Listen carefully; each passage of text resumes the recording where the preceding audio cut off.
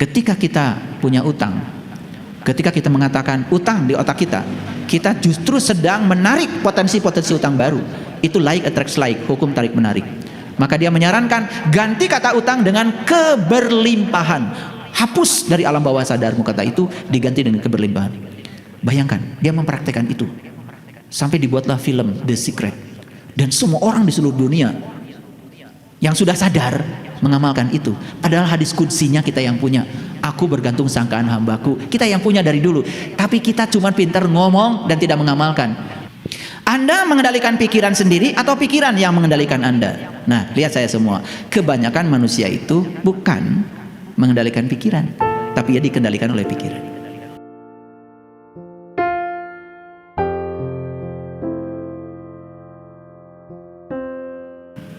Ketika pikiran diam, seluruh alam semesta akan menyerah.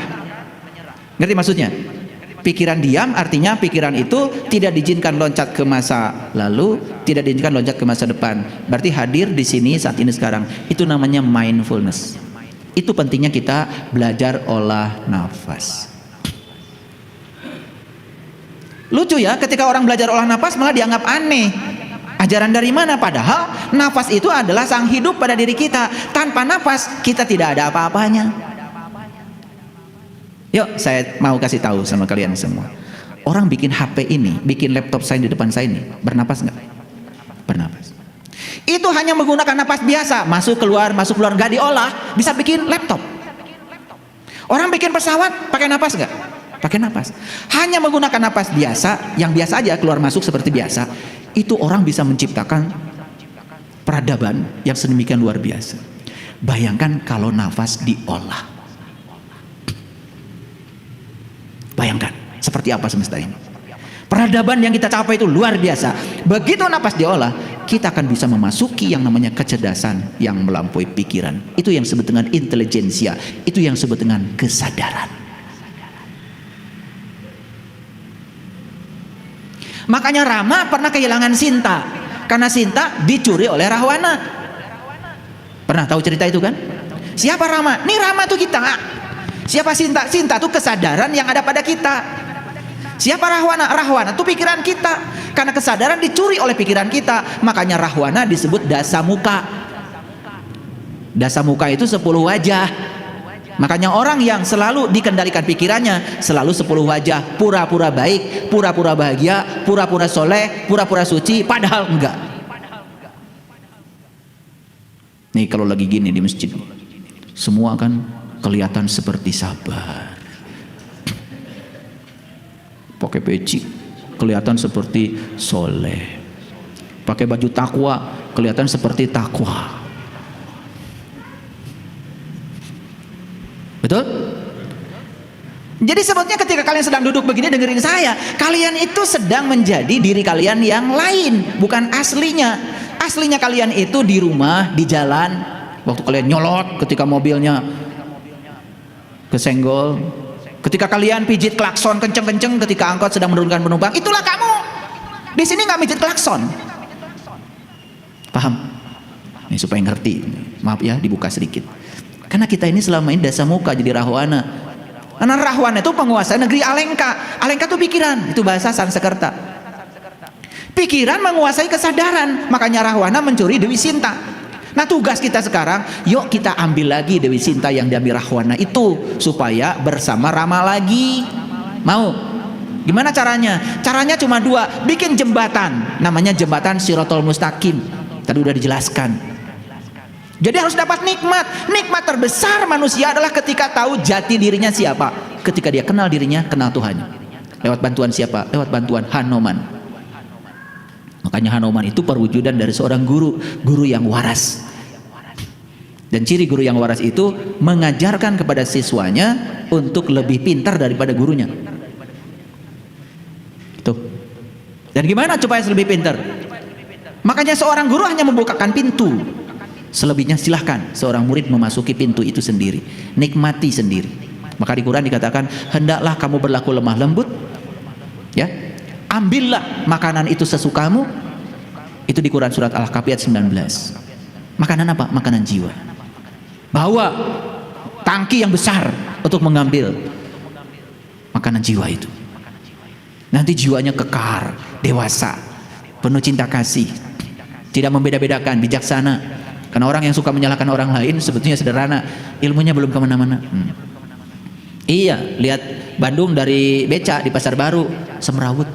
Coba lihat Bandung dari pesawat. Ternyata di belakang rumah-rumah yang di Pasar Baru itu masih banyak tanah kosong sebetulnya. Betul nggak? Melihat dari ketinggian selalu lebih luas, tapi melihat dari tempat yang sempit selalu sempit. Makanya orang yang suka menyalahkan orang lain itu karena dia masih melihat di tempat sempit. Pengetahuannya sempit, belajar enggak nyalahin orang. Karena kita sudah terbiasa dari dulu diajarkan menyalahkan orang. Tapi menyalahkan diri sendiri tidak ada pelajarannya. Akibatnya kita menjadi orang yang tidak tahu diri. Untuk bahagia saja kita perlu mengkondisikan orang lain seperti yang kita mau. Aduh, mohon maaf ya, tolol banget. Ya ingin bahagia, bahagia saja. Orang lain melakukan apa ya jangan kamu pedulikan.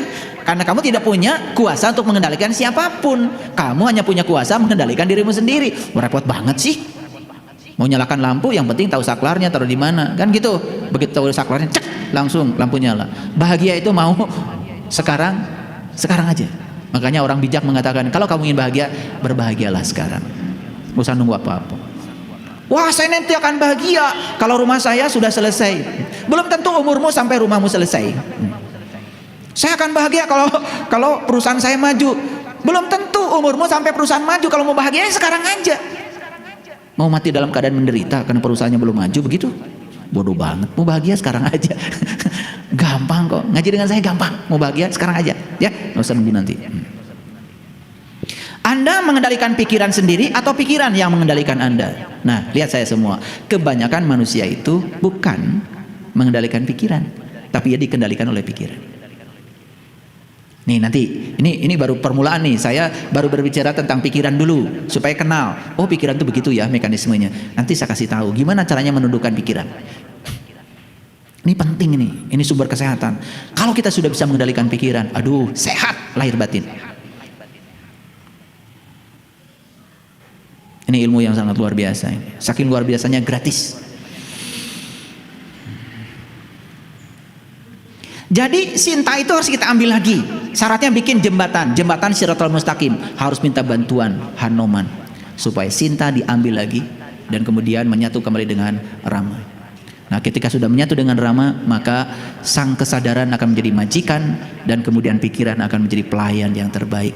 Baru hidupnya penuh dengan kedamaian. Kita selama ini mencari kedamaian keluar dari diri kita, bukan memperbaiki ke dalam. Ya, mohon maaf. Karena kita belajar sama orang yang tidak sadar, ya bukan tambah sadar. Ya, tambah gak sadar. Betul gak? Baca ini 100 kali, baca ini 100 kali, terus aja. Ya, habis waktu. Ya kan? Ingin kaya, baca surat Al-Kahfi tiap pagi 7 kali. Ya bukan kaya, sengsara. Orang udah kerja dia masih baca surat aja terus. Betul nggak? Belangsak. Dan percaya lagi sama yang gitu-gitu ya. Dia aja sendiri yang nyuruhnya miskin, nggak punya duit. Motor aja nyicil diambil leasing. Udah gitu ngajarin begitu. Kalian tuh kadang-kadang suka aneh ya. Pengen kaya, cari dukun. Dukunnya aja tinggal di saung, pinggir hutan, tanah aja nggak punya, saung juga punya siapa? Ngajarin kaya. Ya Allah. Coba waras sedikit ya.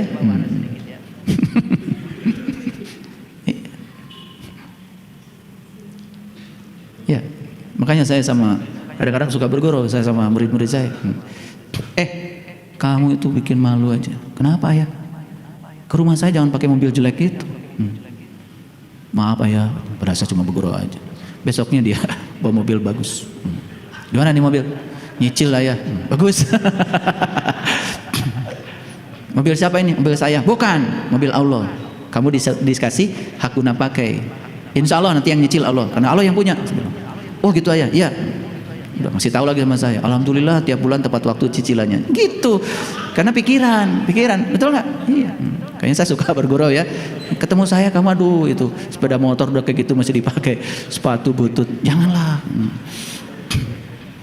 Saya bergurau aja supaya iya katanya Tuhannya maha kaya lah, kamu kayak gitu. Tuhan kamu yang mana? Ya makan minum kopi aja kamu susah. Ini antara pikiran, kata-kata dan perbuatan harus selaras, ya kan? Iya. Kan kita sering dengar tuh ya, orang-orang yang menghujat ya. Kadang-kadang di rumah suci menghujat orang lain yang ngurusi dunia. Wah, itu terlalu duniawi gitu. Sampai gak ingat akhirat. Tapi giliran dia bangun masjid kan minta sama dia. Gimana sih kamu ini? Betul nggak? Iya. Yang sekarang ngaji bagus, yang sekarang nggak ngaji karena orang tuanya sakit bagus. Kalian bisa datang di sini, bagus. Yang sekarang sedang kerja karena nggak punya makanan, bagus. Kalian juga ada di sini karena kalian punya beras cukup kan di rumah. Kalau nggak punya beras, kalian juga belum tentu ada di sini. Semuanya bagus. Yang jelek itu pikiranmu. Jadi mulai sekarang stop berkomentar pada orang lain. Jangan usil, jangan komentar, maafkan, biarkan. Itu ilmunya.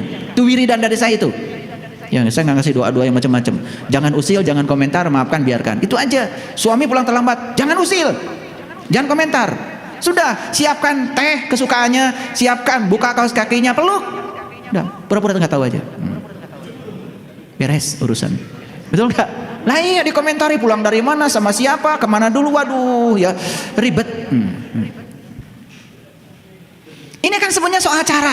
Cuman kita selama ini mengabaikan cara yang semacam ini. Betul nggak? Iya. Ingin suami baik, terus ada ceritakan keburukannya. Masuk alam bawah sadar, bless jadi doa. Ya suaminya nggak baik-baik. Ceritakan yang baiknya aja, walaupun kenyataannya belum baik. Semoga kata-katamu jadi doa. Kan begitu. Ngerti maksud saya? Makanya kalau ingin hidup bahagia, bicarakan yang kamu bahagia. Kalau ingin bahagia, pikirkan yang kamu bahagia. Itu aja ilmunya. Banyak yang datang pada saya, ayah guru, saya minta doa bahagia. Waduh, saya nggak pernah punya doa. Apalagi doa buat ngatur-ngatur Tuhan. Nanti Tuhan bingung. Yang hamba siapa? Yang Tuhan siapa? Kan gitu, ya. Saya tidak pernah mengajarkan doa-doa untuk ngatur Allah supaya ngikutin keinginanmu, nggak ada di sini, ya. Pikirkan yang baik-baik, bicarakan yang baik-baik, pikirkan dan bicarakan yang kamu suka dalam hidup, itu yang akan terjadi. Karena itu doa yang sebenarnya. Simpel sebetulnya belajar agama itu. Iya, kalian kan asal robana aja doa. Pengen doanya yang pakai robana ya. Ya nggak apa-apa pakai robana, tapi kamu ngerti nggak? Kan gitu. Udah. Akhirnya diajarkanlah Rabbana la tuzigh qulubana ba'da idh hadaitana wa hab lana min ladunka rahmatan innaka antal wahhab. Tahu artinya? Nggak tahu. Padahal artinya itu kan sangat berbahaya. Rabbana la tuzigh qulubana, ya Allah Tuhanku, jangan engkau pesongkan lagi kolbuku ba'da idh hadaitana, setelah kolbu ini dapat petunjuk. Pertanyaan, lu dapat petunjuknya kapan? Belum dapat petunjuk aja udah pakai doa itu. Kan setiap ayat di Quran itu ada asbabun nuzulnya, bukan? Lah kalian tidak punya asbabun nuzul, tiba-tiba pakai doa itu. Ya Allah, Allahumma rabbana dolamna anfusana. Ya Allah, ampunilah aku karena aku telah dolim pada diriku sendiri. Terus dolimmu apa? Gak tahu. Lah kenapa pakai mendolimi diri sendiri? Kata Allah, kamu kapan mendolimi diri? Allah juga bingung. Kan kita asal robana udah aja seneng, betul nggak? Sekarang inilah saya kasih tahu, pikirkan yang baik-baik, katakan yang baik-baik, ya. Pakai robana boleh asal tahu artinya. Itu. Kalian itu Raja Qatar, Raja pidato Piala Dunia, amin, amin, karena bahasa Arab. Makanya kesibukan itu selalu berhasil menaklukkan pikiran negatif. Gimana caranya supaya pikiran tidak negatif? Sibuk. Itu meditasi yang paling bagus. Saya ngasih cara-cara yang praktis, bukan yang ilusif. Jadi kalau pikiran selalu aja nggak loncat ke masa lalu, loncat ke masa depan, sibuk. Saat sibuk, satu syaratnya hadir di sini saat ini sekarang. Contoh, kita lagi cuci tangan, rasakan sensasi air pada tangan itu. Coba belajar hadir di situ. Rasakan bagaimana lembutnya air menyentuh tangan. Rasakan itu. Ketika kita minum, rasakan bagaimana kita bisa menelan. Rasakan rasanya air masuk di mulut. Kita ini karena pikirannya sudah kemana, saat minum pun tidak hadir. Itu yang membuat kita selalu tergesa-gesa dalam segala hal. Mau pergi ngaji di sini, katanya mau ngaji kesadaran, tapi di jalan banyak hambatan, klakson. Gak usah, sesampainya saja. Sampai di sini jam 11, ngaji sudah selesai. Ya sudah, bagianmu cuma jadi jam 11 sampai selesai. Kok pusing amat gitu. Minta maaf lagi sama saya. Ayah mohon maaf terlambat. Emang gue pikirin. Lah kalau saya mikirin semuanya kayak gitu, yang terlambat saya pikirin, saya bisa sakit. Saya nggak mikirin kamu datang nggak saya pikirin. Iya, mau belajar dengan saya boleh, nggak belajar juga nggak apa-apa. Saya nggak cari murid. Kalau di YouTube banyak yang dengerin saya dan kemudian pada ngaji, alhamdulillah. Dan saya juga tidak cari murid. Nggak usah absen sama saya. Kalau semua permisi, kemudian di WA dibaca, repot. 11.000 orang di sini di WA saya. Setiap pagi hijau tuh WA saya. Udah saya biarin aja.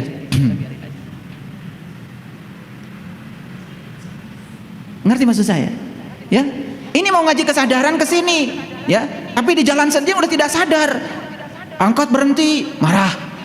Orang lewat, marah. Ya sudah, sampai di sini kan kalian jadi di gelombang beta. Menerima pelajaran dari saya tidak di gelombang alfa, nggak rileks. Akibatnya barho. Begitu bubar, poho. Yuk, kalau mau ngaji dengan saya, di jalan ada hambatan, nikmati aja. Hadir di sini saat ini sekarang. Mau naik mobil itu, begitu cek di mobil, terima kasih Tuhan, hari ini saya masih bisa nyetir. Begitu tangan bisa pegang setir, terima kasih tangan ini bisa menyetir karena saya masih bernafas. Nikmati semua. Hadir di sini saat ini sekarang, nikmati. Nyampe di sana jam segitu, nggak apa-apa. Kebagiannya segitu, nggak apa-apa. Daripada terus di jalan marah-marah, kemudian kebut-kebutan sampai di sini tepat waktu, tetapi kita sudah mengotori diri kita sendiri. Ngaji apa model kayak gitu? Maaf ya, kadang-kadang kalian tuh suka sok-sokan, sok suci. Bikin peringatan agama, peringatan hari besar agama, bikin panggung di tengah jalan, menghalangi orang yang lewat. Karena apa? Di situ ada egois keyakinan. Karena saya sedang peringatan ini, peringatan itu, ingin dihargai orang. Tapi kita sudah mengganggu orang. Makanya mohon maaf, saya kalau diundang ceramah agama, saya nanya dulu ceramahnya di mana? Di panggung. Panggungnya di mana? Di jalan, katanya. Gak datang. Ranting saja yang menghalangi tidak kita singkirkan. Kita, kata Nabi, dianggap orang tidak beriman. Kita mau peringatan hari besar agama, katanya mau ngaji, tetapi menghalangi jalan. Apa kata orang? Itu namanya egois agama yang selama ini kita anggap sah. Karena kita egois dengan keyakinan kita. Padahal berapa banyak orang yang terhambat tidak bisa lewat karena kita bikin acara itu. Bikin acara yang benar aja. Cari tempat yang nyaman, jangan menghalangi orang. Makanya saya bilang, ya awas ya, parkir jangan sampai ke jalan. Saya kasih peringatan. Ini lagi ada pengajian di sini, meluber di mobil ke jalan, orang bingung. Ngaji ini saya bubarkan, buat apa? Ini kesadaran yang selama ini kita menganggap kalau itu boleh-boleh saja, betul nggak? Iya. Saya tempo hari di Ponorogo diundang pengajian, tablik akbar, sama romo-romo yai di sana. Begitu saya mau naik panggung, saya tanya, ini panggung kok kayaknya di jalan. Terus apa masalahnya, katanya yai, tanya saya mau pulang. Apa? Orang lewat, betul nggak? Siapa tahu ada orang yang pesan makanan lewat Grab, terhalang panggung, kan terhalang. Katanya orang beriman itu mulutnya saja tidak boleh mengganggu tetangganya. Ini gara-gara kita bikin peringatan ini itu, yang merasa ini seakan-akan benar tapi menghalangi orang, itu kan egois kita aja. Wah, sibuk semua itu banser. Kalau gitu yai, boleh nggak setengah aja jalannya dibuka? Ya udah, setengah jalan. Tadinya mau pulang saya. Kayaknya dibuka jalan setengah, kan orang lewat. Ini saya kasih tahu. Kadang-kadang kayak gitu-gitu kan kita merasa diri paling bener, betul nggak? Iya. Pengumuman jalan sementara ditutup karena ada peringatan hari besar apa gitu. Apa-apaan? Di masjid aja, nggak usah menghalangi jalan. Kan jalan buat jalan, bukan buat panggung. Ngerti? Ini kalian yang suka jadi panitia biar ngerti. Ya, oke. Lanjut dulu. Ini belum, masih pikiran. Wajar bila teman-teman kita meragukan apa yang kita perjuangkan saat ini, karena pikiran, ya, karena pikiran, ya, karena apa? Gini saya kasih tahu. Yuk lihat saya. Suka nggak pikiran kita terganggu dengan apa kata orang tentang kita? Suka kan? Suka kan? Iya. Bahkan kita lebih mengorbankan kehormatan supaya dipandang baik sama orang, betul nggak? Lalu mengorbankan kemerdekaan diri kita sendiri. Kan seperti itu selama ini. Kita sering mengizinkan pikiran kita dikendalikan oleh omongan orang, dan omongan orang juga keluar dari pikiran orang. Kita harus sadar bahwa pikiran orang dengan pikiran kita berbeda. Jadi tugas kita dalam hidup kalau ingin bahagia, jadilah diri sendiri. Jangan selalu berubah dengan apa kata orang tentang kita. Kalau kita selalu begitu, kita tidak akan pernah menjadi diri kita sendiri. Paham ya? Oke. Saya orang yang sederhana dengan pikiran yang rumit. Awas. Sederhana sekali ya penampilannya, tapi pikirannya ruwet. Itu nggak sederhana. Pak Bahliut itu namanya. Ya. Jadi kesederhanaan orang itu sebetulnya bukan di penampilan, di sini. Karena orang yang sederhana itu pikirannya praktis. Dan orang walaupun dia berpura-pura sederhana penampilan di luarnya, kalau pikirannya ruwet tetap aja keruwetannya akan kelihatan. Tetapi saya kasih tahu para sahabat, untuk memiliki pikiran yang sederhana, memang jalannya tidak sesederhana itu. Kita harus melewati beberapa fase, lalu dari setiap fase itu kita akan diajarkan sampai suatu saat, aduh, ternyata yang ruwet itu pikiran gue. Itu yang membuat saya jadi pusing sendiri, kan gitu. Contoh, mau pergi nggak jadi, takut macet. Lalu pikiran bersandiwara. Biasanya di situ jam segini, wow, ini jam makan, jam pulang kantor, terus aja bersandiwara. Padahal yang sedang dipikirkan oleh pikiran itu ilusi tentang kenyataan. Kenyataannya tidak seburuk itu. Tapi kita percayai pikiran, lalu kita mengidentikan diri kita dengan pikiran. Ya sudah, kita jadi korban pikiran kita sendiri. Suka begitu? Saya malas nanya begitu, karena dari wajahnya sih suka. Hidup itu sesungguhnya sederhana. Yang membuat rumit adalah pikiran kita sendiri. Lah kenapa pikiran kita rumit? Itu pertanyaannya. Karena pikiran yang rumit ini selalu dikasih makan dengan kerumitan. Itu yang jadi rumit. Nih saya kasih tahu ya. Saya sedang membangun sebuah kawasan buat kita kumpul nanti di sana. Kawasan itu memang di daerah pegunungan. Jalan masuk sana becek. Saat itu saya mengajak para sahabat pergi ke sana. Ya sepanjang jalan saya juga mendengar ocehan itu. Becek, jalan setapak, nanjak. Udah. Bayangkan kalau saya ngikutin mereka-mereka yang ngomong gitu, mungkin udah saya biarkan itu. Karena saya dari kecil terbiasa menjadi diri sendiri. Saya cuma berbicara begini, hanya waktu yang akan menunjukkan. Saya tidak pernah berbicara dan berdebat dengan orang yang kesadarannya rendah. Karena itu kesadaran rendah. Saya cuma mengatakan pada diri saya, tunggu waktunya. Karena waktu itu punya mekanisme sendiri untuk menunjukkan kebenaran tanpa kita. Yang saya lakukan adalah saya melakukan perubahan di situ. Begitu udah saya rubah, sekarang mobil udah masuk, jalan becek udah nggak ada lagi. Apa yang dikatakan mereka? Enak ya ayah. Lo. Dan kalau kita ngikutin pikiran-pikiran yang semacam ini, kita tidak akan pernah berubah.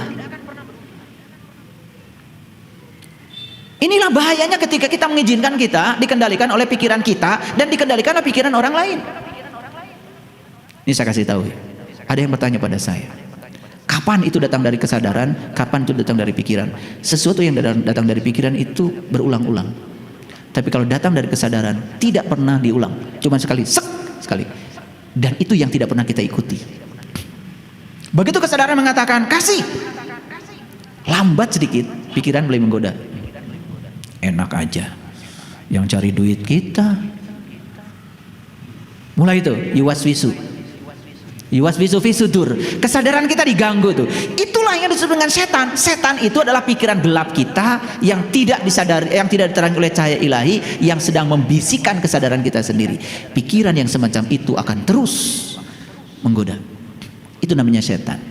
Jadi setan itu bukan entitas di luar diri kita, tetapi pikiran gelap kita saat kita dikendalikan oleh pikiran itu sendiri. Itulah setan yang sebenarnya. Kalian selama ini cerita setan, barangnya nggak tahu, padahal barangnya adalah kamu sendiri. Jadi hidup kita adalah ciptaan pikiran kita. Makanya kamu tergantung apa yang kamu pikirkan. Jadi hidup adalah ciptaan pikiran. Nih saya kasih tahu, jangan kaget. Siapa Sang Maha Pencipta? Sang Maha Pencipta itu adalah pikiran. Allah itu hanya keberadaan. Allah itu hanya kehadiran. Allah itu hanya mengikuti apa yang kau pikirkan. Jadi yang menciptakan kehidupan kita hari ini bukan Allah, itu pikiran kita sendiri. Waktu kecil saya dibilang sama orang tua saya, kamu sekolahnya jangan ke SMA karena bapak sudah panggil guru. Kamu pergi aja ke Bogor katanya. Kamu sekolah di SPMA, Sekolah Pertanian Menengah Atas di Bogor.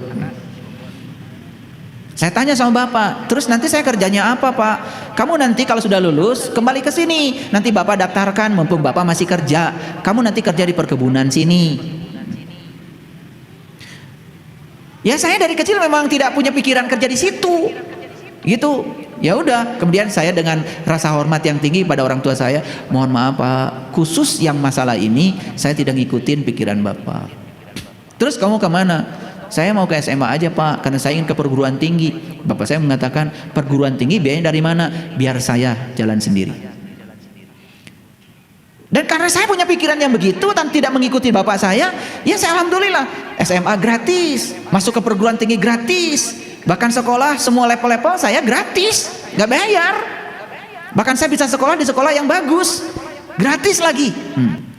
Karena pikiran saya begitu, lalu semesta juga mengizinkan untuk mewujudkan pikiran. Di situ saya berani mengatakan bahwa Sang Maha Pencipta adalah pikiran. Allah cuma sang kehadiran, sang keberadaan yang mengikuti pikiran kita. Oleh karena itu maka orang-orang yang sudah tinggi kesadarannya mengatakan pikiran itu energi, pikiran itu frekuensi, pikiran itu vibrasi. Karena apa yang kita pikirkan ini sedang ditransmisikan, menggetarkan semua yang ada di semesta untuk hadir sesuai yang kita pikirkan.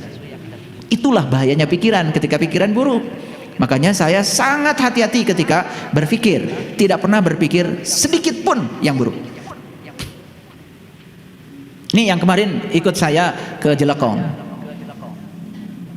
Kemudian kalian melihat, loh enak ya, pemandangannya enak ya. Semua yang kalian sebut enak hari ini, itu sudah ada di pikiran saya. Rahasianya sederhana kok. Setiap saya tarik nafas, kan saya menarik kecerdasan ilahi yang ada di sini, di ruang kosong ini. Sang Hyang Taya ini saya tarik ke dalam diri saya, dan saya izinkan beliau tinggal di rumah ciptanya sendiri. Dan setiap napas keluar saya titipkan sesuatu pada beliau, dan setiap titipan saya selalu jadi kenyataan. Jadi jangan pikirkan, jangan batasi Allah dengan batasan pikiran kita. Justru pikiran kita harus mengikuti yang tanpa batas. Disitulah kita pentingnya belajar kesadaran. Wah, ini ilmunya sangat luar biasa. Sayang sekali hadis qudsi yang mengatakan, aku bergantung sangkaan hambaku. Yang menggunakan pikiran ini, maaf, kebanyakan bukan kita nih orang Islam. Yang menggunakan pikiran ini malah kebanyakan orang-orang yang, mohon maaf ya, secara keyakinan tidak berbaju seperti kita. Ronda menggeparkan dunia dengan bukunya The Secret. Dia menggeparkan dunia dengan bukunya The Power. Luar biasa. Dia mengatakan, ketika kita punya utang, ketika kita mengatakan utang di otak kita, kita justru sedang menarik potensi-potensi utang baru. Itu like attracts like, hukum tarik menarik. Maka dia menyarankan ganti kata utang dengan keberlimpahan. Hapus dari alam bawah sadarmu kata itu, diganti dengan keberlimpahan. Bayangkan, dia mempraktekkan itu. Sampai dibuatlah film The Secret. Dan semua orang di seluruh dunia yang sudah sadar mengamalkan itu. Padahal hadis qudsinya kita yang punya. Aku bergantung sangkaan hambaku. Kita yang punya dari dulu. Tapi kita cuma pintar ngomong dan tidak mengamalkan. Lalu Ronda dengan buku The Secret itu sebetulnya membahas hadis qudsi itu. Dan buku itu sedang menjadi seluruh pengusaha muda, mereka baca buku itu, sukses bisnisnya, berkah semesta datang pada dia. Saya beli tanah ini dulu punya uang 10 juta. Kalau saya terus berpikir 10 juta, tanah ini enggak akan saya beli. Tapi saya selalu berpikir 10 juta ini cuman untuk memulai saja. Di rekening Allah lebih banyak daripada rekening saya. Saya tidak mau membatasi pikiran saya dengan rekening saya. Dan tanah ini menjadi kenyataan, bisa saya bangun. Waktu saya bikin masjid ini, saya masih ingat, saya juga tidak punya uang, tetapi bisa membangun masjid semegah ini. Semua itu adalah kekuatan pikiran. Dan agama itu praktek. Dan praktek saya waktu itu, waktu bikin masjid ini, saya tidak menerima sumbangan, itu prakteknya. Dan jadi, pada waktu itu saya juga belum punya komunitas. Dan setelah jadi ya saya serahkan ke masyarakat. Saya cuma menggunakan masjid ini ya seminggu sekali, setiap hari Selasa. Saya juga tidak tinggal di sini. Jadi semua itu di sini kekuatannya. Anda harus menang dalam pikiran sebelum menang dalam kehidupan. Kita tidak akan pernah menang dalam kehidupan ini kalau kita belum bisa menang dalam pikiran. Di sini kuncinya. Apa yang sulit? Yang sulit biasanya adalah pikiran kita sendiri. Betul nggak? Coba. Sering nggak kalian mengatakan, wah itu sulit itu mah? Suka? Suka? Siapa yang mengatakan?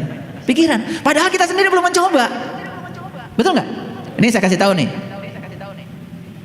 Kita mau naik tangga yang banyak. Coba lihat tangga yang banyak, kemudian pikiran mulai menganalisis. Bentar, saya hitung dulu, 1, 2, 3, 4. Wah, tangganya 300. Masuk ke pikiran. Pikiran mulai mengolah. Dan pikiran ngasih sinyal, ah sulit kayaknya.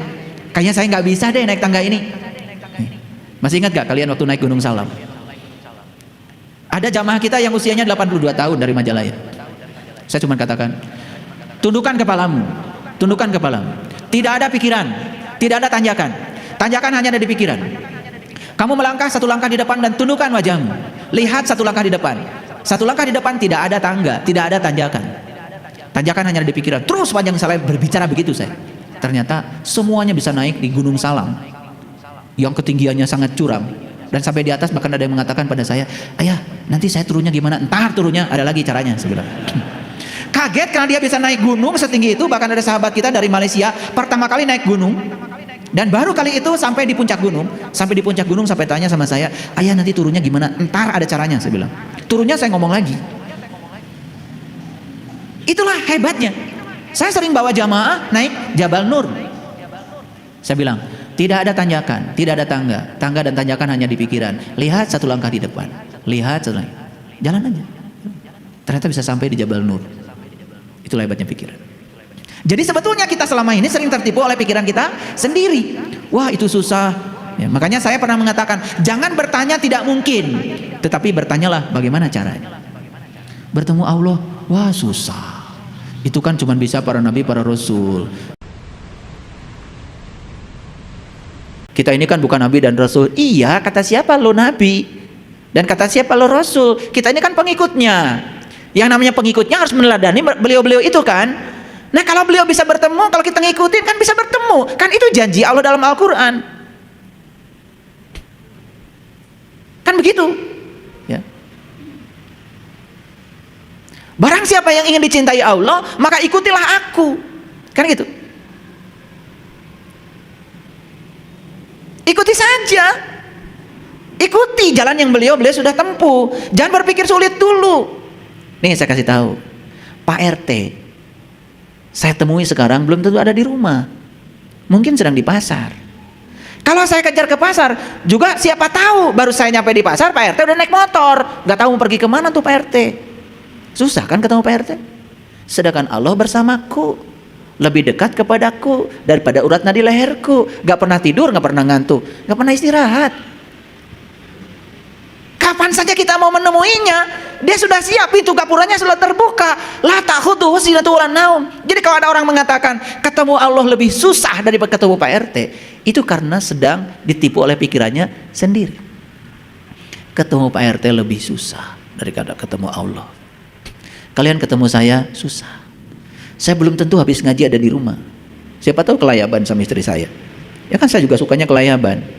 Iya, saya pergi kemana, betul nggak? Iya, udah nyampe di rumah tuh belum tentu istri saya mengizinkan, betul nggak? Ya, mau ketemu sama ayah, lagi tidur, istirahat, susah kan ketemu saya, betul nggak? Nah, jadi oleh karena itu maka jangan mau ditipu oleh pikiran kita sendiri. Selama ini pikiran kita selalu didoktrin, kalau wah jangan belajar itu, kalian nggak mau katakan, betul nggak? Ya kan?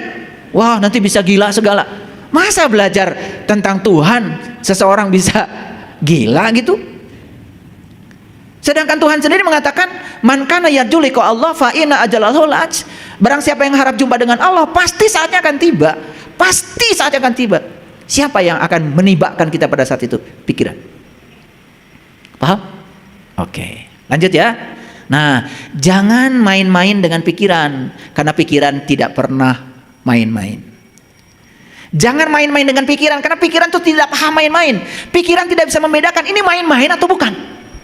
Awas, karena kita sering bermain-main dengan pikiran. Pikiran tidak pernah bisa membedakan ini serius atau main-main.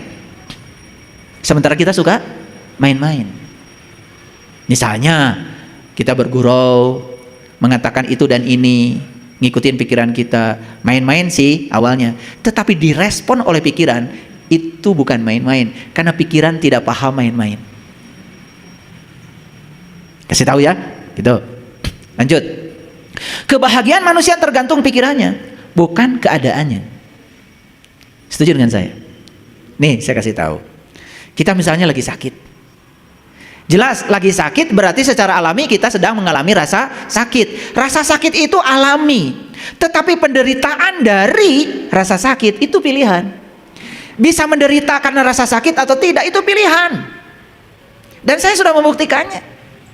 Saya pernah operasi ginjal saya, ya, dan itu yang mengubah hidup saya, mengubah cara makan saya, mengubah cara pikir saya, mengubah semua, ya, 360 derajat, bukan 180 derajat berubahnya. Karena harus ditegur dulu dengan cara seperti itu. Dan saat itu saya pernah merasakan setelah operasi bagaimana sakitnya. Ini dobrak-abrik semuanya. Tapi saya cuma sadar, rasa sakit itu alami. Tapi penderitaan karena rasa sakit itu pilihan saya. Saya tidak mau menderita karena rasa sakit. Makanya diperkirakan 15 hari di rumah sakit. Saya cuma 3-4 hari sudah keluar rumah sakit. Saya cabut sendiri itu semua selang-selang itu. Nyampe di rumah saya kemudian pergi ke Samarinda. Padahal harus istirahat 3 bulan. Enggak. Tergantung pikiran saya. Saya ke Samarinda. Waktu itu dari Balikpapan ke Samarinda belum ada jalan tol. 6 jam saya dari situ. Sampai di sana saya buka mata kolbu lebih dari 20 orang. Ini masih basah. Dan saya pasang perban sendiri. Ditawarkan oleh rumah sakit, mau nggak ada perawat? Enggak lah, saya bilang. Saya cabut sendiri, saya pasang perban sendiri, nggak apa-apa. Jadi penderitaannya itu pilihan. Dan itu semuanya ada di pikiran. Jangan abaikan masalahmu. Abaikan pikiran-pikiran negatif tentang masalahmu. Sebetulnya yang paling berat masalah kita itu adalah pikiran tentang masalah. Terutama pikiran negatif tentang masalah. Karena pikiran ini suka berteter. Drama. Dibuat sedemikian luar biasa. Padahal kenyataannya tidak seperti itu. Sebetulnya masalah sangat menjadi masalah ketika pikiran bermasalah tentang masalah. Sebetulnya itu masalah kita. Masalah kita tuh bukan di masalah, di sini. Karena yang di luar mau dimasalahkan atau tidak dimasalahkan, ya tergantung kita. Contoh, anak kita dikasih sepeda motor, kemudian nabrak. Ini contoh saya. Anak saya yang kedua laki-laki. Waktu dia beranjak dewasa, badannya kecil, minta sepeda motornya Ninja. Ya saya bilang, kamu memang bisa pakai sepeda motor? Bisa ya. Sering pinjam teman. Karena sering pinjam punya temannya kan, berarti saya pikir sudah bisa. Udah, saya sama istri saya lagi di Jakarta, tiba-tiba dia telepon saya.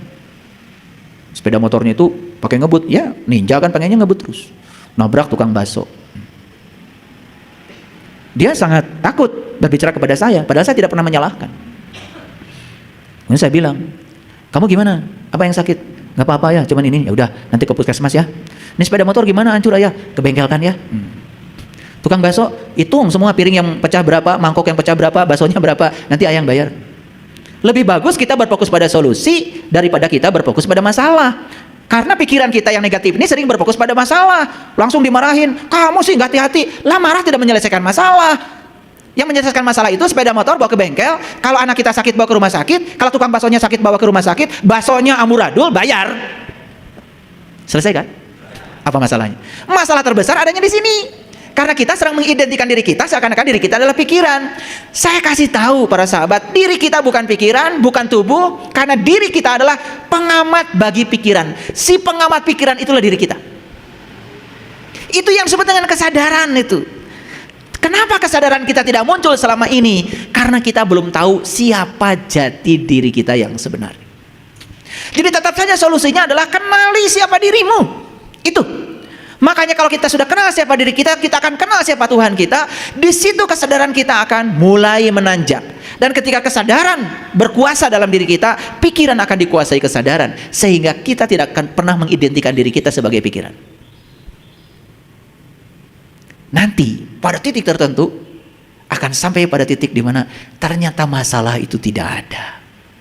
Karena masalah itu diadakan dan dimasalahkan oleh pikiran yang bermasalah. Jadi masalah besar kita adalah pikiran kita. Jadi menyelesaikan masalah sebetulnya adalah meningkatkan kesadaran pikiran. Masih ingat dulu pertama nyetir mobil? Kapan harus ngoper gigi 1? Kapan kopling diangkat, masih ingat? Masih ingat kan? Masih ingat ya? Gak seperti sekarang udah matic semua. Ya, begitu sudah oper, awas kopling jangan diangkat dulu, rem, ya kan? Nah, begitu sudah dioper gigi, kopling angkat dikit-dikit, pindahkan kaki dari rem ke gas. Banyak persyaratannya dulu, betul nggak? Ya, pikiran kan waktu itu masih kaku sekali. Akibatnya ketukar tuh, ya, ketukar ya, gas ketukar dengan rem, betul? Iya, atau rem ketukar dengan kopling kan gitu, itu. Nah, ketika sudah kapan oper gigi 1, kapan oper gigi 2? Karena kita juga nggak pernah diajarkan gigi 1 itu seperti apa sih? Gigi 1 itu giginya besar-besar, putarannya kecil. Gigi 2 lebih kecil lagi, putarannya lebih kencang. Terus makin besar giginya, makin halus giginya, makin kencang putarannya. Nanti lama-kelamaan kita akan bisa membayangkan ketika pikiran sudah otomatis. Sekarang kalian-kalian ini nggak pakai mikir lagi. Betul nggak? Oke, maju, dek, udah. Kopling tidak akan ketukar lagi dengan rem. Kenapa? Karena kesadaran sudah menguasai pikiran. Seperti itu, otomatis aja sekarang. Nah, kalau kesadaran sudah otomatis menguasai pikiran, disitulah kita tidak akan pernah mengalami yang namanya kecelakaan spiritual. Selalu eling dan waspada, selalu sadar. Oke? Tuh.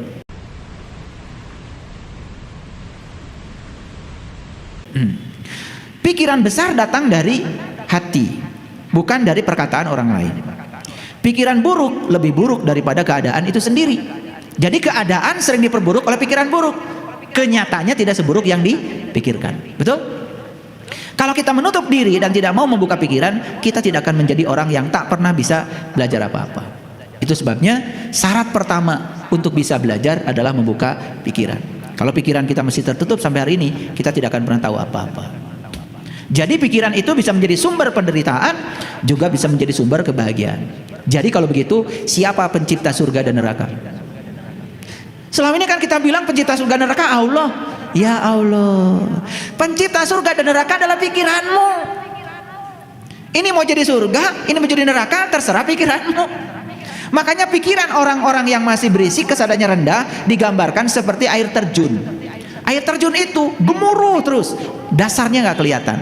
Dan orang yang pikirannya sudah jernih, persis seperti air di telaga, semuanya menjadi nampak jelas. Ketika kita tenang, situasi sesulit apapun tidak akan pernah bisa tidak diatasi. Jadi tidak ada pekerjaan yang berat atau ringan, hanya ada dalam pikiran kita saja. Nih, mau belajar spiritual, kan suka banyak yang menggoda. Wah, nggak mungkin kita belajar ma'rifatullah, syariat aja belum.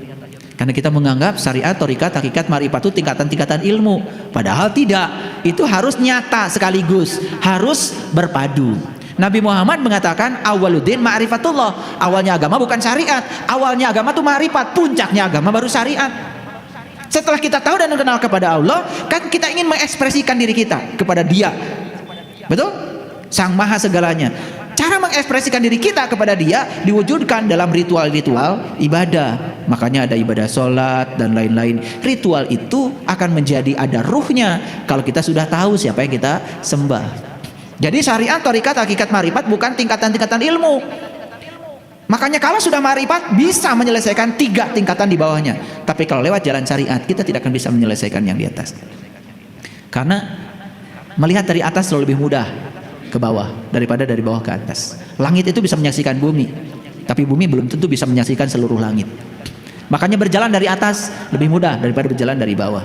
Makanya Nabi dan Rasul mengatakan, mulailah belajar agama dari ma'rifat, dan kita balik belajar agama dari syariat, lalu merasa diri paling benar. Syariat itu puncaknya ma'rifat. Makanya kalau belajar tidak boleh satu-satu, harus semuanya. Makanya kan Isra Mi'raj Nabi itu dilambangkan dengan buruk. Buruk itu kan kakinya 4, kuda kakinya 4, betul? Nah, 4 itu kalau ingin belajar ilmu spiritual, memanjat bintang di langit terdekat, maka kuncinya 4. Syariat, thariqat, hakikat, ma'rifat, harus gumulung meninggal. Tidak boleh menegasikan salah satunya. Karena itu kaki kita. Makanya di sini diajarkan 4-4-nya. Kalau benar kakinya yang bagus, cengkeramannya bagus, maka sayapnya akan bisa berjalan. Makanya kuda itu ada sayapnya. Maka sayap itu akan bisa membawa kita terbang. Hati-hati ya, burung tuh nggak punya sayap, tapi manusia punya sayap. Jangan dibalik-balik, ya. Burung itu walaupun punya sayap hanya bisa terbang dari pohon ke pohon, dari materi ke alam. Tapi manusia bisa menembus sempadan langit. Manusia itu bisa menembus akhirat. Manusia bisa menembus sidrah al-muntaha dengan sayapnya. Kalau bisa, cara menggunakannya. Makanya kalau kita sudah bisa menggunakan sayap, saya pastikan hidup kalian tidak akan merangkak. Tidak akan merangkak. Kenapa hidup kita merangkak selama ini? Karena kita terus membiarkan sayap kita yang diberikan semesta itu tidak digunakan. Makanya kan di Sunda ada lagu yang sangat bagus, namanya Manuk Dadali. Masat ngapung luhur jauh di awang-awang, meberkeun jangjangna bangun taya karingra. Sok beberkeun jangjangna, kepakan sayapmu terbang setingginya. Begitu kita terbang setinggi-tingginya, maka kita akan menjadi bijaksana, menjadi dewasa. Dan orang yang merangkak tidak bisa terbang, sempit, tapi merasa paling benar. Ngapung. Makanya Bung Karno membuat lambang negara kita kan Garuda, terbang juga.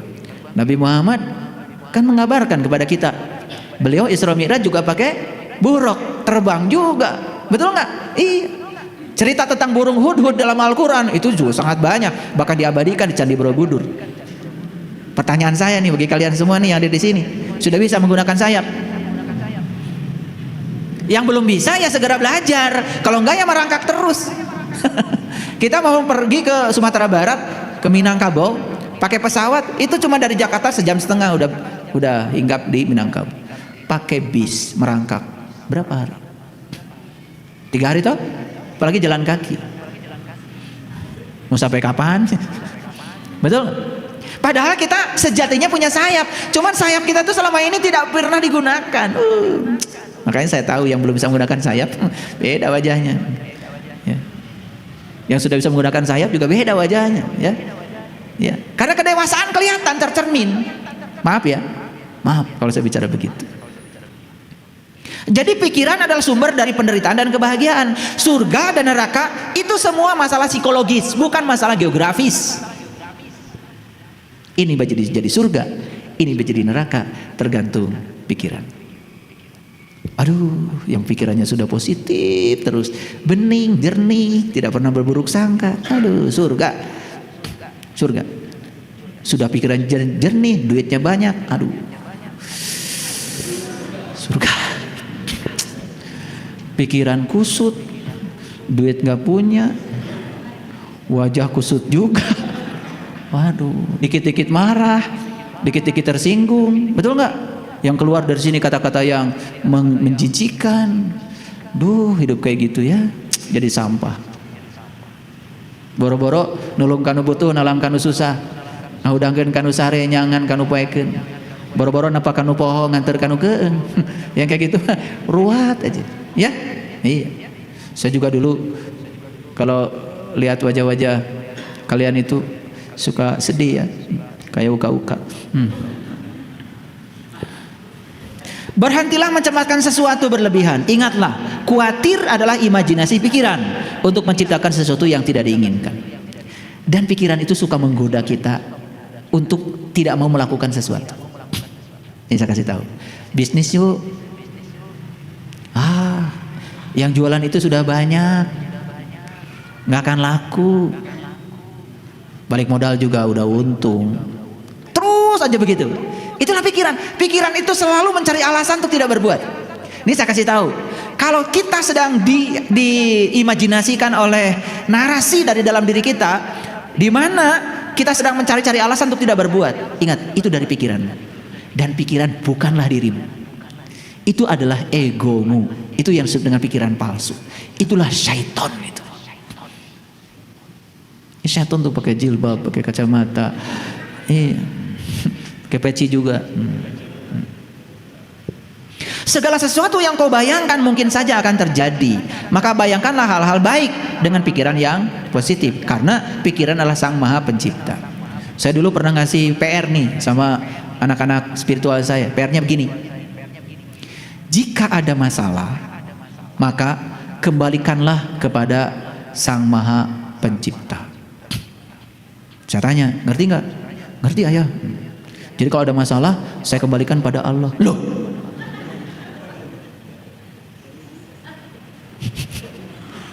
yang bikin masalah lu kata Allah, giliran sudah masalah dikembalikan sama gue, apa urusannya? Kita kadang-kadang ngomong kan ngasal. Saya pikir ngerti, udah manggut-manggut. Jika ada masalah, kembalikanlah pada Sang Maha Pencipta. Ngerti? Ngerti ayah. Jadi sekarang kalau punya masalah, saya kembalikan pada Allah. Loh, kata Allah, lu yang bikin masalah, gue yang tanggung jawab. Kita tuh nggak sopan selama ini sama Allah. Jika ada masalah, kembalikanlah pada Sang Pencipta. Sang Maha Pencipta masalah. Siapa Sang menciptakan pikiranmu? Contoh, ada masalah ya. Apa? Suami saya. Terus kenapa? Suami saya itu suka marah-marah. Terus masalahnya apa? Ya saya sakit hati. Sekarang kembalikan pada Sang Maha Pencipta.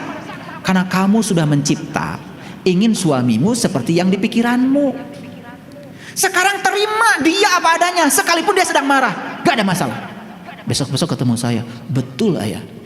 Ketika saya tidak menginginkan apa-apa dari suami saya dan saya menerima dia apa adanya, kok nggak ada masalah ya, walaupun dia marah-marah. Nah yang masalah itu kamu, pikiranmu. Makanya kalau ada masalah, kembalikan pada Sang Maha Pencipta. Pencipta masalah maksudnya. Kalian tuh kadang-kadang keterlaluan. Dikit-dikit serahin sama Allah, dikit-dikit serahin sama Allah. Kan Allah ada dalam dirimu, lebih dekat daripada urat nadi lehermu. Siapa Allah itu? Bukankah Allah itu adalah sudah mewujudkan diri sebagai insan kamil dalam dirimu sendiri? Kok gak ngerti-ngerti ya? Ya, manusia boleh berencana, titik-titik yang menentukan isi Allah. Kata Allah lah, kamu yang punya rencana, saya yang pusing. Jika kamu punya rencana, maka titik-titik yang menentukan kan saldo. Betul ya? Nah, iya. Gimana caranya punya saldo? Lah nggak ada saldo, kamu juga nggak akan bisa ngaji di sini, nggak bisa punya bensin. Betul nggak? Kita kalau ngomong apa-apa tuh alif lam mim, hanya Allah yang tahu. Kata Allah, kamu yang nggak tahu, yang disalahin gue. Ini ya, kamu yang tidak tahu, ya? Iya. Yang paling enak itu ngomong kan wallahu alam, betul nggak? Iya. Pokoknya wallahu alam lah, wallahu alam bisawab gitu ya. Rada panjang dikit, pokoknya dikit-dikit udah serahin sama Allah, jempling. Pak Ustadz, mohon maaf, alif lam mim artinya apa? Hanya Allah yang tahu. Udah selesai. Besok ditanya lagi, kalau alif lam ro, hanya Allah yang tahu. Pak Ustadz, Arabnya beda, tapi terjemahnya sama, hanya Allah yang tahu. Kumaha ya teh?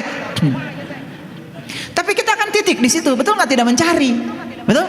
Padahal alif lam mim itu tadi adalah pengalaman spiritual. Begitu tahu alif lam mim dan mengalami, percayalah sama saya. Zalikal kitab la raiba fi. Ini kitab. Kalau bicara ini kitab, harus ada dong kitabnya. Ini HP harus ada HP-nya. Kalau saya bilang ini HP, kalian takut sama saya. Jangan-jangan ayah guru udah masalah, betul nggak? Buru-buru bawa ke rumah sakit jiwa. Ini HP, HP-nya nggak ada. Ini HP harus ada. Ini kitab, tidak ada keraguan. Petunjuk bagi yang bertakwa. Mana kitabmu? Mana? Karena nggak tahu alif lam mim, nggak ngalamin alif lam mim, nggak tahu kitab. Tapi kalau sudah tahu kitab ini, udah digenggam, la raiba fi hudal lil muttaqin allazina yu'minuna bil ghaib. Yang gaib pun bisa diimani karena sudah nyata. Itu karena ciri orang beriman tuh percaya pada yang gaib. Udah aja percaya. Lah yang gaib aja, yang nyata aja belum tentu kamu percaya. Saya lucu aja. Yang nyata aja belum tentu kamu percaya. Ini yang gaib kamu percaya. Kan aneh kan? Yang nyata aja belum tentu kamu percaya, yang gaib kamu percaya. Padahal itu suruhan dari Allah. Ciri orang yang bertakwa itu salah satunya adalah alladzina yu'minuna bil ghaib. Percaya pada yang gaib. Harusnya mikir atuh, kumaha carana supaya yang gaib jadi nyata. Baru percaya. Paham? Gitu aja ngajinya, jangan banyak-banyak. Nggak usah 30 juz. Nggak usah one day one juz. Segitu aja. Kalau kita mempertanyakan kan jadi kreatif, betul nggak? Teruskan. Alladzina yu'minuna bil ghaib wa yuqimunas shalah. Baru mendirikan salat karena yang gaibnya udah nyata. Kan Nabi Muhammad itu mi'raj dulu baru salat. Karena yang gaibnya sudah nyata, sudah ketemu, sudah liko. Baru wa yuqimunas shalah. Baru berikutnya apa? Wa yuqimunas shalah wa mimma razaqnahum yunfiqun. Baru bisa berbagi. Berbagi apa? Berbagi pencerahan. Rezeki yang paling agung kan Allah. Kalian kalau cerita rezeki pasti duit, harta, sawah, ladang. Karena kalian cari itu selama ini. Kalau saya nggak pernah cari uang, saya cari yang punya uang. Pegang aja Allah yang punya segalanya, betul nggak? Iya. Gitu. Baru teruskan itu. Kan puncaknya kan wabil akhirati hum yuqinun. Dan kamu akan percaya ada akhirat. Apa akhirat? Akhirat itu akhir dari suatu pekerjaan. Karena setiap pekerjaan akan berakibat. Akibatnya akan selalu menyertaimu. Percayalah kalau ada akhirat, akhir dari pagawean. Nyian pagawean alus, akhirnya alus. Nyian pagawean goreng, akhirnya goreng. Akhir pagawean tak akhirat. Sing yakin akhirat teh aya. Lamun yakin aya, pasti nyenu hade. Karena ingin akhirnya hade. Moal nyenu goreng dan tidak mau akhirnya goreng. Iya mah percaya akhirat. Engke deui. Ayeuna. Akhirat itu terminal terakhir, akhir dari pekerjaan. Melakukan apapun akan ada akibatnya. Dan kalau kita yakin dengan akibatnya, pasti kita akan memilih pekerjaan apa supaya akibatnya bagus. Setuju? Wabil akhirati hum yuqinun ulaika ala hudam mir rabbihim wa ulaika humul muflihun. Kamu jadi bahagia. Gitu. Nanti kaji aja. Saya sudah membuat surat Al-Baqarah, suatu surat 23 CD kali 2,5 jam itu. Ya, 23 episode surat Al-Baqarah. Udah saya jelaskan secara hakikat dari Alif Lam Mim sampai. Bagus kalau kalian mengalami Alif Lam Mim dulu. Jangan cuma dibaca, karena Alif Lam Mim adalah pengalaman spiritual. Tidak bisa dijelaskan, tidak bisa diterangkan. Itu harus dialami sendiri sebagai wujud pengalaman. Baik. Kenapa sekarang pikiran kita menguasai kita? Karena satu, kita belum ketemu jati diri kita sendiri.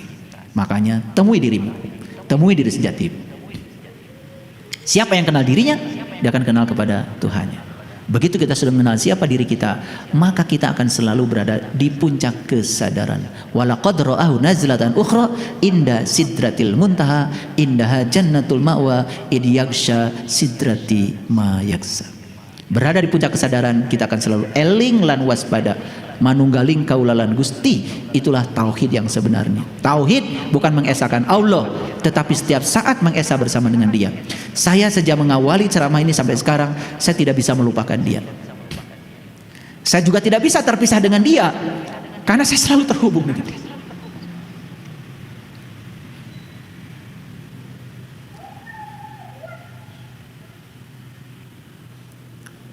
Jadi bukan sekedar la ilaha illallah, bukan sekedar la ilaha illallah, bukan sekedar la ilaha illa anta, tapi la ilaha illa ana.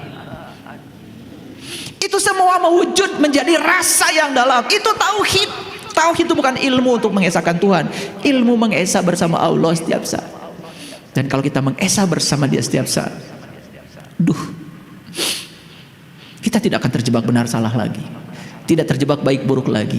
Kita tidak dibohongi oleh pikiran kita, karena pikiran menjadi pelayan bagi kita. Yang menguasai kita adalah kesadaran. Itulah yang disebut dengan intelijensia. Makanya judul kita hari ini, mari kita memanjat dinding terbesar yang dibangun oleh pikiran. Karena pikiranlah yang suka menjadi penghalang. Pikiran yang membuat dinding besar. Padahal dinding besar pun bukan kenyataan. Itu hanya ilusi pikiran kita sendiri. Ingat, begitu kita tahu jati diri kita, kita akan sadar, saya bukan pikiran, saya bukan tubuh, tapi saya adalah si pengamat bagi pikiran saya sendiri. Begitu kita jadi pengamat, kita tidak akan masuk ewuh pakai ewuh. Begitu kita mengidentikan diri sebagai pikiran, kita akan terjebak kemarahan ketika orang lain marah, terjebak kesal ketika orang lain kesal, terjebak tersinggung, sakit hati, semua sampah-sampah kehidupan kita izinkan masuk ke dalam diri kita, lalu diri kita menjadi neraka. Sudah merasakan bukan? Yuk sekarang ciptakan surga setiap saat. Di Quran dikatakan surga adalah tempat di mana kamu masih bernafas. Surga adalah tempat di mana langit dan bumi masih ada. Neraka juga begitu. Fa ammal ladzina syaqu fa finnar lahum fiha zafirun wa saikun. Neraka adalah tempat di mana kamu masih bernafas. Jadi surga dan neraka adalah kita sendiri. Surga dijaga malaikat Ridwan, Ridwan artinya ridho. Sedangkan neraka dijaga malaikat Malik, Malik adalah milik, milik adalah ego. Ego adalah pikiran palsu. Yuk kita jaga diri kita dengan Ridwan, ridho. Apapun yang terjadi terima apa adanya. Jangan pernah bertanya mengapa ini terjadi. tetapi Tuhan ajarkan pesan apa yang hendak aku sampaikan lewat peristiwa ini kepadaku. Jangan terjebak baik buruk, karena baik buruk adalah keinginanmu. Ketika memenuhi keinginanmu, kamu sebut baik. Ketika tidak memenuhi keinginan, kamu sebut buruk. Begitu, baik dan buruk adalah pikiran. Kamu ditipu oleh diri kamu sendiri. Sekarang serahkan tubuh ini pada malaikat Ridwan, akan jadi surga setiap saat. Jangan sekali-kali diserahkan pada malaikat Malik. Malik adalah milik, milik adalah ego. Ego adalah pikiran palsu. Pikiran palsu bukan dirimu, tetapi dirimu yang sedang tidak tercerahkan oleh cahaya ilahi. Temukanlah nur ala nur dalam diri kita. Itu harta karun yang terpendam, dan banyak orang yang mengabaikan itu. Stop melakukan rutinitas tanpa kepuasan. Sekarang introspeksi ke dalam. Saya sudah sholat dari kecil, saya sudah haji, umroh, sudah baca Quran bertahun-tahun, tapi kok saya masih tetap dendaman, marahan, bencian, tidak punya kasih sayang, dan lain sebagainya. Ada apa dengan saya? Ada apa dengan diriku? Berarti ada sesuatu yang kurang tepat. Terima kasih. Assalamualaikum warahmatullahi wabarakatuh.